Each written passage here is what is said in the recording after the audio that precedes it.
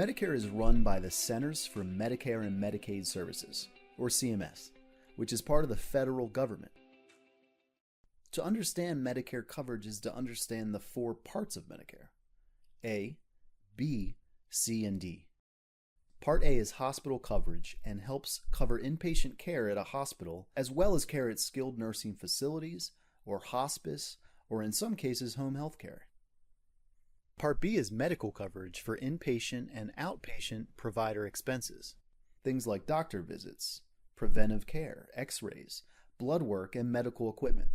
Also known as a Medicare Advantage plan, Part C includes Part A and B coverage and often covers additional benefits like vision, hearing, and dental, and typically includes the final part of Medicare, Part D, or prescription drug coverage.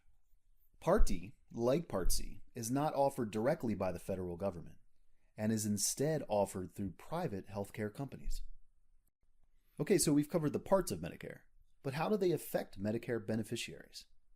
Well, each Medicare enrollee needs to decide how they wish to receive Medicare coverage. And the different parts of Medicare can be included in different ways. To begin, we'll assume the enrollee, when they retire, does not have the option to purchase insurance through a former employer.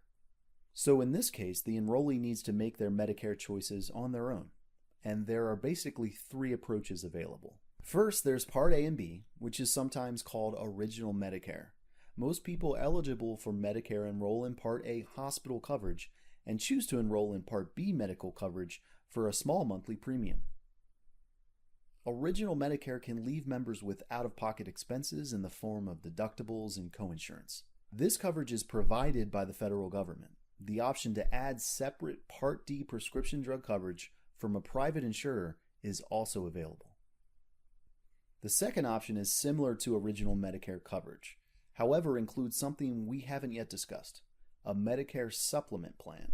In this option, you enroll in Part A and B coverage, but members also select a Medicare Supplement plan. Also known as Medigap Plans, these standardized plans are offered by private insurance companies and help Medicare beneficiaries cover the cost of deductibles and coinsurances that they might incur when they get benefits from Original Medicare. And like Option 1, separate Part D prescription drug coverage from a private insurer is available. CareFirst does participate in the individual Medicare supplement market today. Okay, lastly, the third option is Part C of Medicare, which we've discussed is a Medicare Advantage plan. These plans are offered by private companies. If a Medicare beneficiary joins an Advantage plan, the plan will provide all of their benefits under Medicare Part A for hospital coverage and Medicare Part B for medical coverage. In most cases, this will include Part D prescription drug coverage as well. The Medicare Advantage plan restructures the Part A and Part B deductibles and coinsurances that members would have under Original Medicare in a more cost-efficient way.